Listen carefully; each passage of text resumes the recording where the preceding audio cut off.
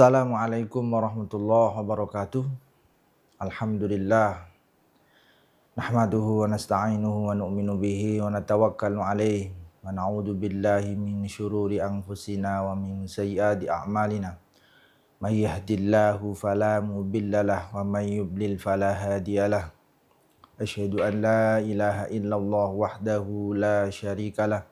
Wa asyhadu anna sayyidana Muhammadan abduhu wa rasuluhu la nabiyya ba'dah. Allahumma salli wa sallim wa barik ala sayyidina Muhammad ibni Abdullah wa ala alihi wa ashabihi wa man tabi'a hudah amma ba'd. Jamaah rahimani rahimakumullah.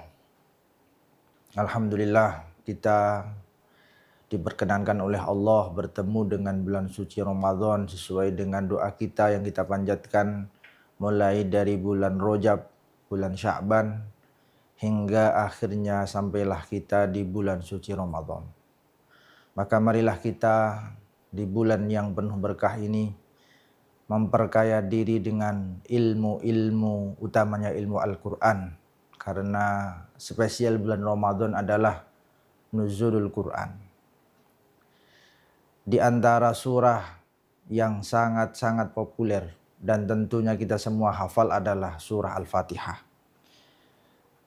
Di dalam kitab Al-Futuhatul Ilahiyah, tafsir dari kitab Jalalain, disebutkan bahwa suratul Fatihati makiyatun ayatuha sab'un. Surah Al-Fatihah itu termasuk dalam golongan surah makiyah yang jumlah ayatnya ada 7.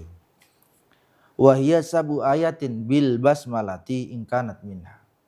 Pendapat yang pertama mengatakan bahwa 7 ayat dari surah Al-Fatihah, ayat yang pertama adalah basmalah. Rasul sallallahu alaihi wasallam bersabda, la sholata illa bi fatihatil kitabi.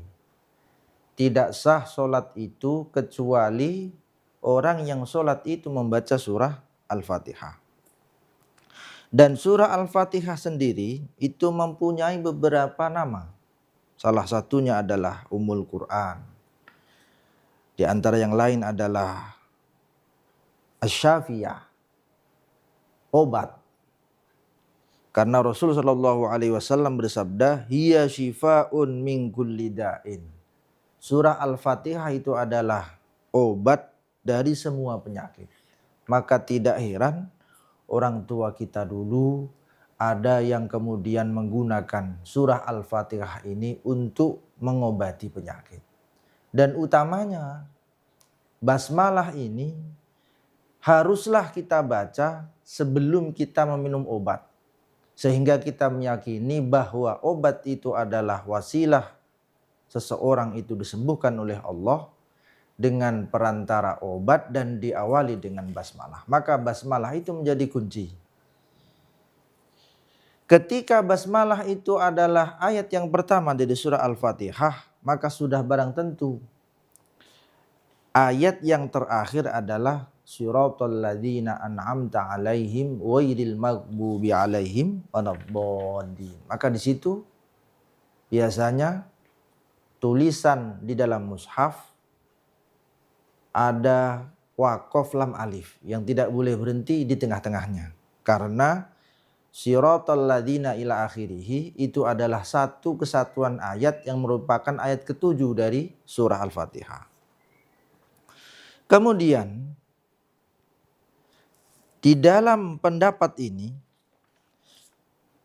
ketika basmalah termasuk dari ayat dari surah Al-Fatihah dan ayat yang pertama, maka ulama Syafi'i, ulama penganut Imam Syafi'i, ulama Syafi'iyah, jikalau membaca basmalah dibaca dengan keras.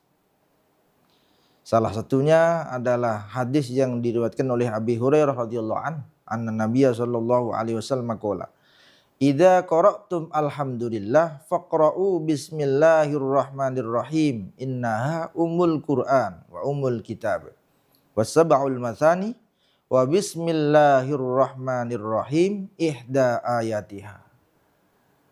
Sahabat Abu Hurairah meriwayatkan Rasul sallallahu alaihi wasallam bersabda, ketika kalian membaca surah Al-Fatihah, maka bacalah Bismillahirrahmanirrahim. Karena itu adalah termasuk salah satu dari ayat di dalam surah Al-Fatihah. Maka tidak heran kebanyakan di antara ulama-ulama kita, khususnya di Indonesia, ketika mengimami sholat, basmalahnya dibaca keras. Berbeda dengan ulama yang lain. Terutama ketika di antara kita sholat di Masjid Nabawi atau sholat di Masjidil Haram, terkadang kita menemui imam yang membaca basmalahnya tidak keras atau bahkan tidak terdengar sama sekali. Nah, ini menjadi fenomena di mana kita harus tahu dasar dari imam-imam tersebut ketika beliau membaca surah Al-Fatihah dengan basmalahnya tidak dibaca keras atau bahkan tidak terdengar sama sekali. Karena ada pendapat bahwa jikalau 7 ayat dalam surah Al-Fatihah itu basmalah tidak dimasukkan ke dalamnya, maka ayat yang terakhir adalah ghairil maghdubi alaihim waladdallin. Maka di antara imam-imam itu ketika membaca siratal ladzina an'amta alaihim berhenti. Itu dimasukkan ke dalam ayat yang ke-6 dan ayat yang ke-7 atau ayat terakhir adalah ghairil maghdubi alaihim waladdallin. Maka dari itu di dalam hasanah ini, di dalam perbedaan ini, kita tentunya tahu dasar-dasar yang digunakan oleh para imam di dalam menentukan hukum utamanya basmalah di dalam surah Al-Fatihah. Kita sebagai penganut Imam Syafi'i membaca basmalahnya keras karena basmalah itu adalah ayat yang pertama dari surah Al-Fatihah. Apabila ada di antara saudara kita atau imam-imam di masjid-masjid yang lain, di Masjidil Haram, di Masjid Nabawi atau masjid-masjid yang lain, membaca basmalahnya sir, tidak keras atau bahkan tidak terdengar sekali, maka boleh jadi beliau mengikuti pendapat yang lain. Maka tidak ada yang namanya salah. Jadi hasanah di dalam perbedaan ini adalah hasanah yang lumrah, yang sudah dari dulu sudah pernah disampaikan oleh para ulama-ulama kita. Semoga yang sedikit ini bermanfaat. Hadanallahu wa iyyakum ajma'in. Wassalamualaikum warahmatullahi wabarakatuh.